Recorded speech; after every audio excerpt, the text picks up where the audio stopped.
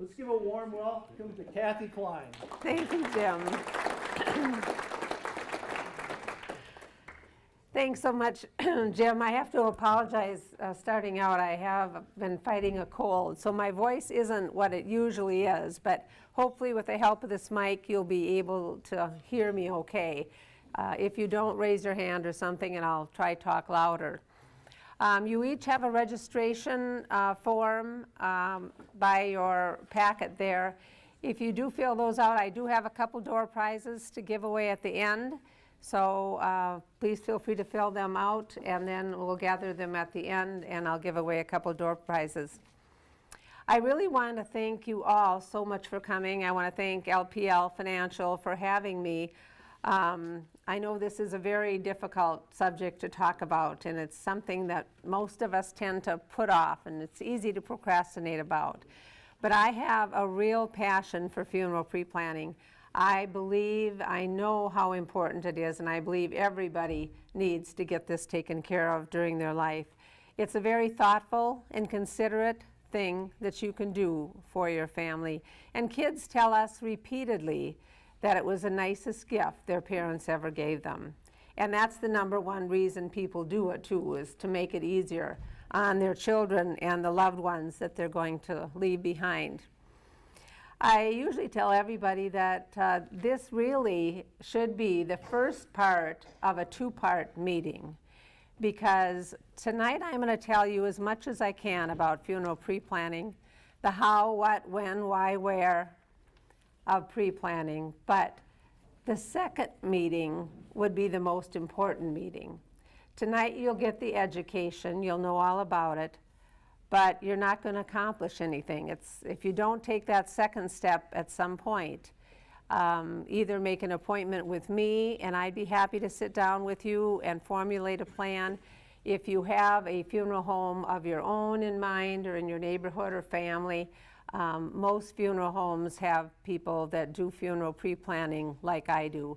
But I do encourage you to take that second step. And as long as you're here tonight, it means that you are really interested in the subject. So before too much time passes, I encourage you to make a second meeting and actually get your wishes down in black and white. When he was talking about my winning these trips with my job, what that proves to all of you is that how many people do pre-plan. It's something that's very, very important, and a lot of people, more and more, are pre-planning, and they're pre-planning younger and younger. A lot of people, when they just start setting up their estate plan, a lot of people do it when they, even before they quit work, because they want to do it before they're on a fixed income. So it's very popular. At Washburn-McGreevy, we do over 4,000 funerals a year, and 2/3 of those funerals are all pre-planned. And we have 16 different locations in the metro. The prices are the same at all of them. We also have 4 cemeteries, and we have a subdivision of Washburn is the Minnesota Cremation and Memorial Society.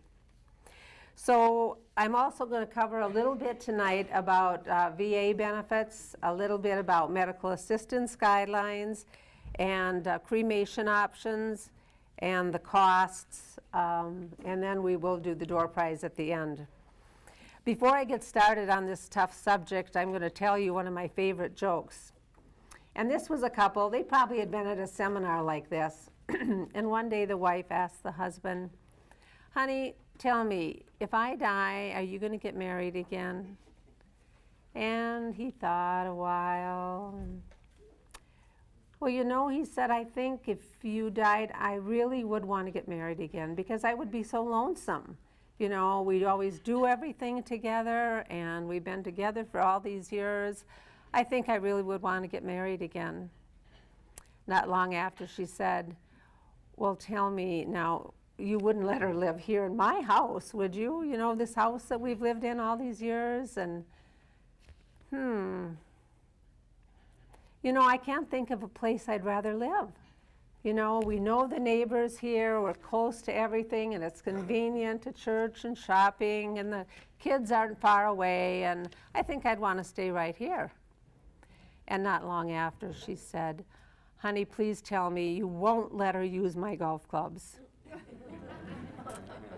And he said, no, honey, you don't have to worry about that because she's left-handed.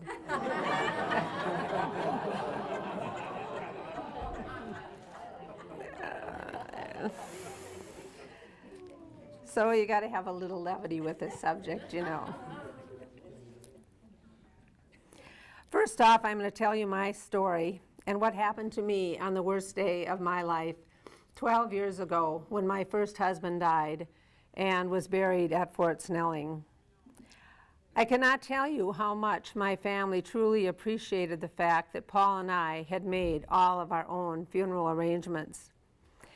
I can't tell you how much it meant to me because on that day, the very worst day of my life, when I had to walk into that funeral home, my 3 children and I were physically and emotionally exhausted.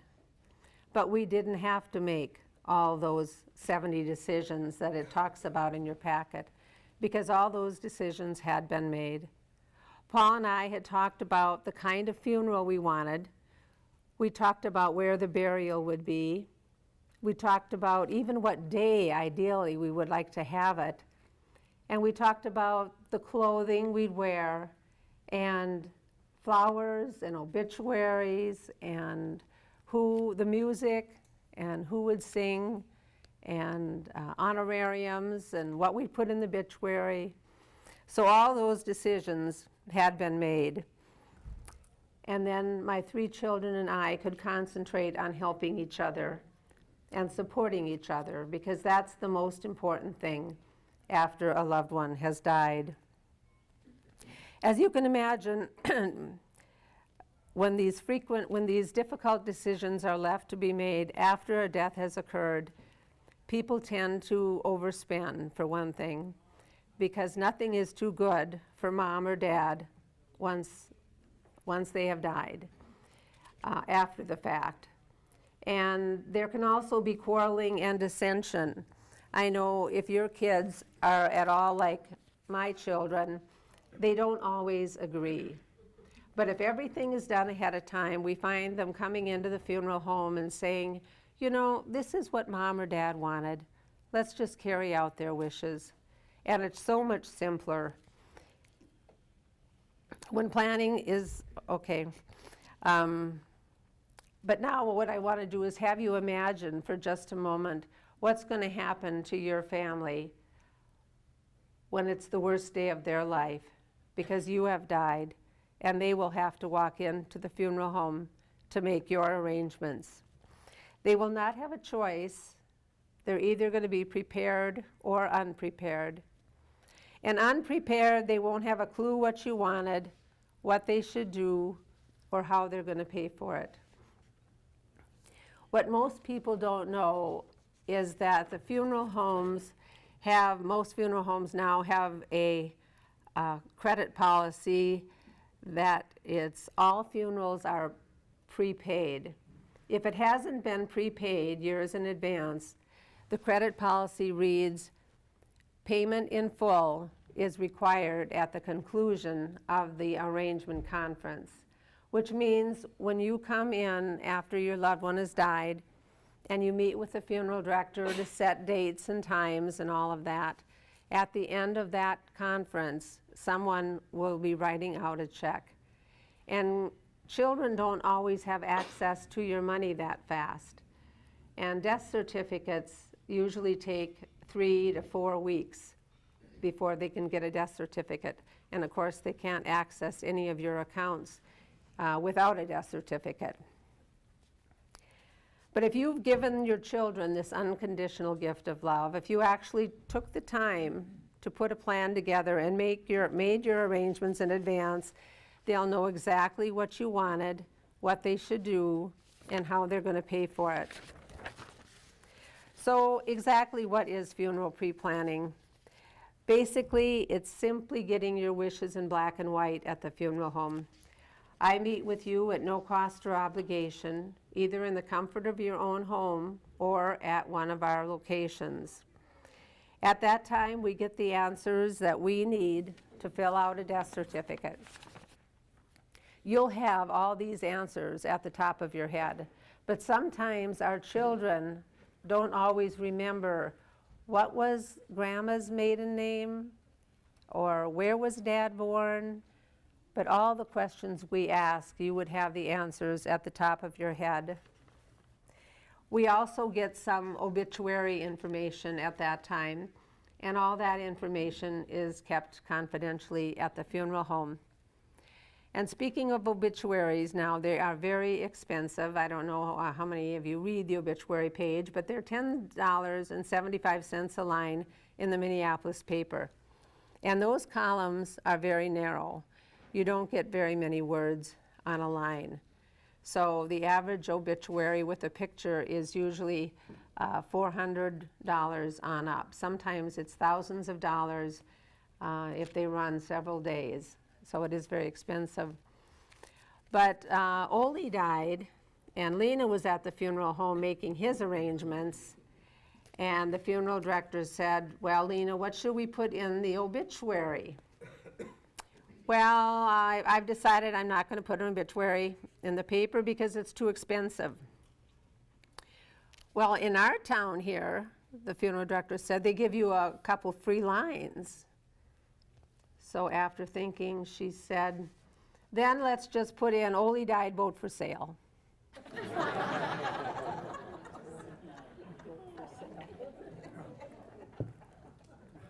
So that's how you can keep your obituary short.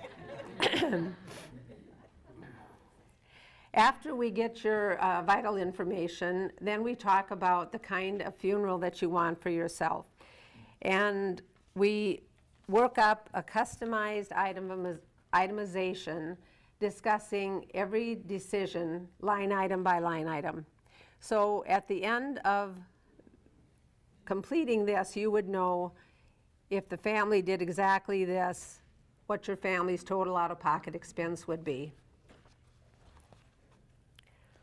I want to thank all of you husbands in the audience because you probably already do know that in 7 out of 10 homes, the husband dies first.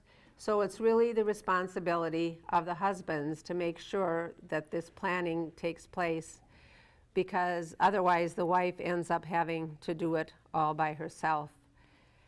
And any of you who are widowed or single need to know that when we die, we become like a piece of property, and our closest next of kin is responsible for what happens to us. So it might be a granddaughter, it might be a niece or a nephew, it could be a child, but if you don't have any children, it might end up being a sibling or even a cousin sometimes. So we do encourage all of you to get this done. You owe it to all of those kids and grandkids and siblings to have this all taken care of. We all need to know, to remember, the responsibility of making our funeral arrangements will fall on somebody's shoulders at some point in the future. We all have this terminal disease called life. And I was going to say in the beginning too, as far as being in the industry 43 years, I have been on both sides of the arrangement table. I haven't always been making arrangements for people.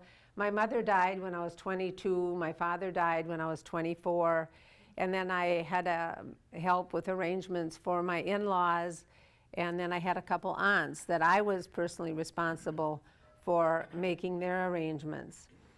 And I felt very privileged to be able to do that when my one aunt ended up in a nursing home. And she outlived all of her money, and she ended up on county assistance before she died. And she would sit in the nursing home and she would say, Kathy, I'm poor as a church mouse. But I felt so good when she died because she wanted a funeral just like she had for her husband and her mother. And we had put that plan together.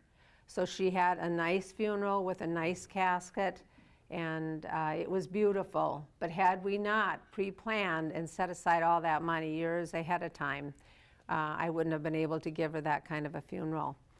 So it is important to get that done for, it may even be distant family members that would be involved in your planning. Because funeral service tends to double every 10 to 15 years, and we believe cremation is going to triple in the next several years, most people choose to prepay for their funerals. Once prepaid, you receive an inflation-proof guarantee from Bill McGreevy. The money is put into an irrevocable trust. And when you do this, it's not like you're really spending your money, but we're moving it. We're putting the money into the irrevocable trust. The first beneficiary is payable on death to any funeral home. So therefore, if you move away, go south or go north or end up in another country, XYZ funeral home, at that time will make a claim for this money just like we would if we had your body. That money then earns interest non-taxable to you. And the second beneficiary is your estate. So if there's money left over, it goes to your family. Or if there was something on the plan that the family didn't need, or they didn't need as much money as we had set aside, that money would go back to your estate.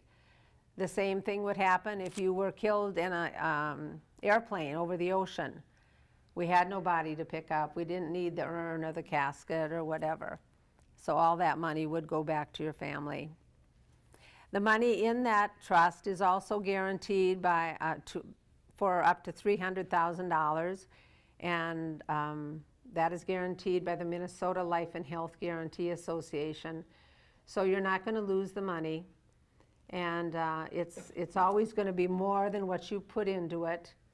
It's not like the stock market or anything. There's going to be no up and down, but it'll continue to grow interest throughout your lifetime. The money in that trust is also exempt from medical assistance if you ever outlive your money.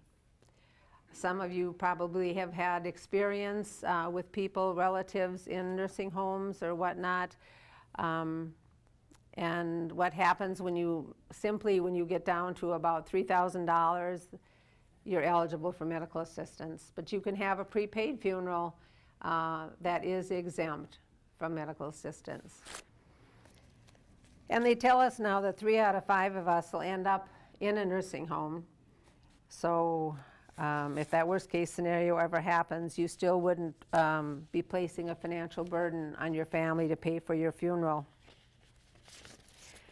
Sometimes when people get ready to prepay for their funeral, they want to use an existing life insurance policy. Maybe they have a smaller life insurance policy, and they want to take the cash value out of that. We can do that.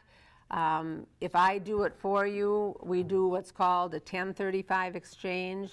That's the law that made it legal to take the money out of one insurance policy, put it into another one, and then there's no tax liability. So sometimes people will do that. They'll surrender their policy for cash and use that money because they were thinking in their mind that's what they wanted that policy for anyway, is to pay for the funeral. So instead of waiting 20 years from now or whenever death is going to happen, and the funerals would have gone up probably 18, 20 times because we have increases every year. But once your funeral is paid for, you are locked in on the price. Now, if you're checking in with other funeral homes, that would be an important question for you to ask them if they do guarantee their prices, because not all funeral homes do guarantee their price. When it comes to the funeral, Washburn-McGreevy believes that there are 3 essential elements to move you through the healing process. We believe there should be some kind of a tribute, and usually that involves a spiritual or religious service, perhaps. We believe there should be a public gathering, a time where the community and friends and family and relatives can come together for supporting each other, and then a procession to a final resting place. That could be a cemetery, it could be somebody's mantle, it could be a scattering garden. I personally believe in memorialization. I think it's important to have your name on a marker someplace to show that you ever existed, or on a wall, for posterity's sake, for great-great-grandchildren down the road. I think that's very important. People ask a lot about scattering. Scattering is kind of a gray area. We know you can scatter on your own property. If you scatter in a state, regional, or national park, you have to get a permit. But we know people do it, but legally it's only on your own property. More and more cemeteries now are making scattering gardens or ossuaries. Ossuaries is a big container. You've probably seen them at the cemetery. People's ashes are commingled in an ossuary, and then your name is put on the outside. It's a lesser expensive option to buying a niche or buying a plot in the ground. Basically, there's a wide range of costs when it comes to funerals. A simple cremation now starts at $13.95. That would be the least expensive. And then as you add services, it gets more expensive. Our memorial service option starts at $21.95. And then if you have a rental casket option, then you're getting close to $5,000. But with either of those two options, when there's a service, there's other costs that come into play. We include costs like the urn, there might be flowers, there might be a registration package, there would be honorariums for musicians and clergy. So there's always extra costs over and above the base funeral home cost. Traditional funerals now, they are going to range probably somewhere upwards of $8,000 to $16,000 for a traditional casket burial. That would include the casket and the vault, and also the opening and closing at the cemetery.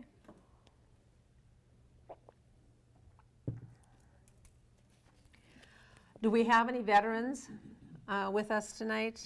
Okay, thank you so much for serving. I certainly do appreciate my freedom. It makes the world to me. My first husband is buried at Fort Snelling, and that's where I will also be buried. I think it's a beautiful cemetery. It's one of the few benefits that are left for our veterans now. Veterans can be buried free at Fort Snelling along with their spouse. They'll provide the plot, the opening and closing, the marker, and also installing the marker. I'm gonna tickle. I'm gonna suck on a mint here. I apologize.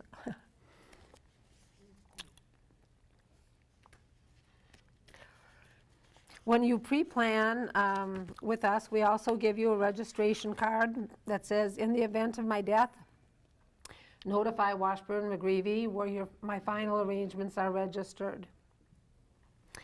And if death happens away from home, we always encourage you to call your hometown funeral director first. The hometown funeral director first can make arrangements in the city that you're at, and you'll be less likely to get charged any extra costs, because we can often negotiate with another funeral home that we network with to save you money. And then if it's going to be cremation, cremation would probably be done there, and then just the cremated remains brought back. Another question that I get often is about what happens if my wife or husband doesn't wake up in the morning. You always have to call 911. They have to come and make sure that we have a doctor to sign the death certificate. We have to make sure there was no foul play. So call 911 if you ever walk on anybody that doesn't appear to be alive. At the end tonight, I do have some brochures up here for veterans. If anybody's interested, you can come up here at the end. And we also have the 5 Wishes Healthcare Directive. And this is for anybody that doesn't have their healthcare directive completed. The 5 Wishes is kind of a nice one. It's been told that it's the healthcare directive with a heart. It's not just the person that you want to make decisions when you can't, or the kind of treatment you want or don't want, but it's also how comfortable you want to be, what you want your loved ones to know, and how you want people to treat you. It's very easy reading. It's pretty good size print, and it's got some easy choices. It doesn't need to be notarized, only witnessed by 2 non-family witnesses.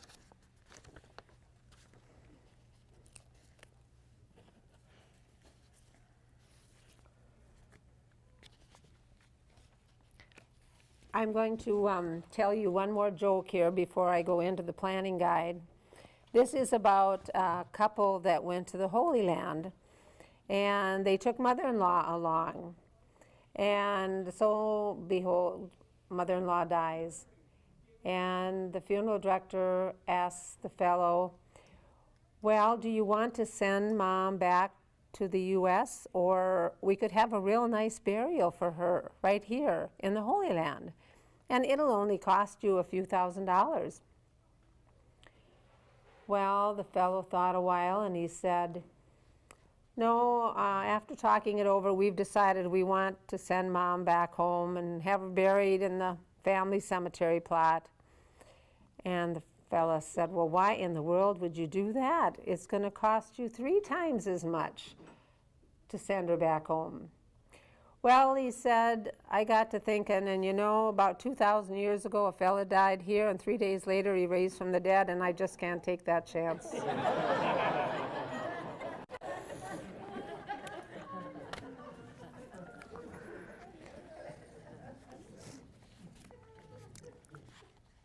You all have a planning guide in your packet, and I'm just briefly going to tell you about the planning guide. And I like to start on the back, pages 17 and 18. And those are a few of your favorite things and interests and personal remembrances in your life with your family. I would love to have had this filled out in my mother or my grandmother or father or grandfather's handwriting. So I encourage you to fill it out. Oftentimes it's also used in a eulogy. And pages 15 and 16, where you keep all these important papers, so your family knows where your will is or who your attorney is.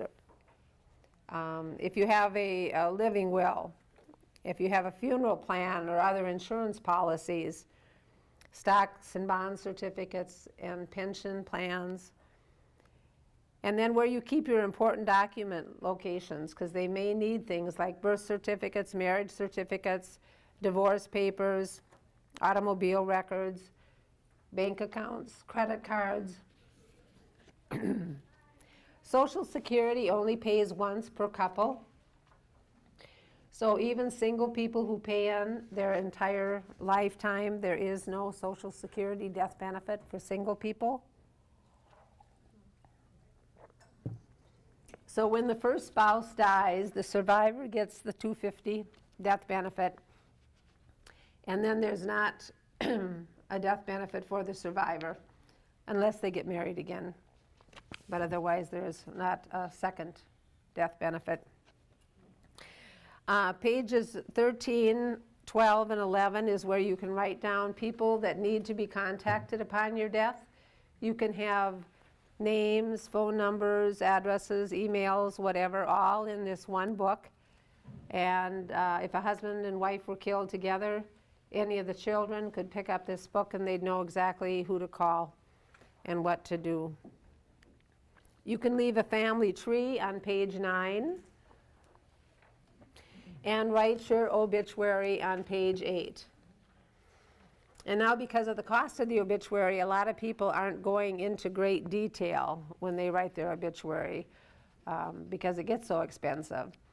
But sometimes, if you're working with a church, oftentimes if they're going to do a bulletin or a program through the church, they'll print your obituary on there.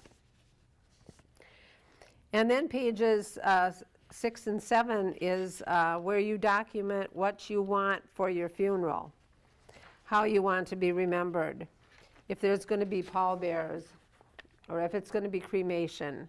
I encourage people to fill out this book in pencil, because you might make changes, you might outlive some people that you have named in here, so fill it out in pencil. And then also, of course, your military information and church organizations and memberships. Page 4 is for education, and medical history is very important, as well as the personal information. If you are a veteran also, wherever you make your funeral pre-planning wishes known, or whichever funeral home you use, they will need to get a copy of your DD-214. We automatically file Social Security, and we automatically file for veteran benefits for veterans. And if you do plan on using Fort Snelling, we need the DD-214 to get you in there. You can't do anything in advance out at Fort Snelling. It's first come, first serve, so once the death happens. They do have 2 ways to be buried if you're cremated out there now. They did build some columbarium walls. If you haven't been out there lately, they have the niches. So you can choose to be buried in the niche, or you can choose to be buried in the ground. In the niche, of course, your names are engraved on the wall. If you're buried in the ground, they have those upright marble markers, just like the casket graves do. And all of that is free out there. And if you are buried in the ground in a casket, they also will provide a grave liner. It doesn't seal, but if you're satisfied with that, they will provide the grave liner for you. But back to our planning guide. When your family finds this guide, they're going to open it up, and this is what they're going to read. To my loved ones, I have prepared this keepsake for you and those I care about. As my survivors, you will be faced with many decisions in a short time. I have recorded information that I hope will relieve you of as much anxiety, grief, and expense as possible at the time of my passing. You will find a listing of my family and friends, a brief overview of my life and my personal memories. This information should aid in the preparation of any obituary, eulogy, or other remembrances, and serve as a record for family genealogy and history. My vital statistics, personal information, choices for funeral services, cemetery preferences, and other information are included to help you in planning the details of my service. I have indicated my wishes for your peace of mind as well as my own. By honoring these wishes, thoughts, and memories, you will be able to celebrate our time together, leaving you with an unforgettable impression of my life. So you can see, if it wasn't filled out and they opened it up and read that, it might be more hurtful than helpful. So we do encourage you to fill that out. And again, I do encourage you to make an appointment in the near future to sit down with somebody and get your plans in place and talk about the different options available to you and the different costs involved with that. And in closing, I just want to say that in my 40-plus years of funeral service, I continue to see more and more people taking advantage of this free service we offer. It guarantees the money will be there when you need it, it'll never get cheaper, and it'll relieve stress on your family. I have learned that every day is a gift, and none of us have a guarantee for tomorrow. We are all terminal, and death is very difficult. But we want to help you make it as easy as possible on your loved ones. I encourage you all to get this done. I know you will have tremendous peace of mind. You will feel relieved and be able to congratulate yourself and be proud of the fact that you cared enough to help guide your loved ones through the very most difficult day of their life by giving them this unconditional gift of love.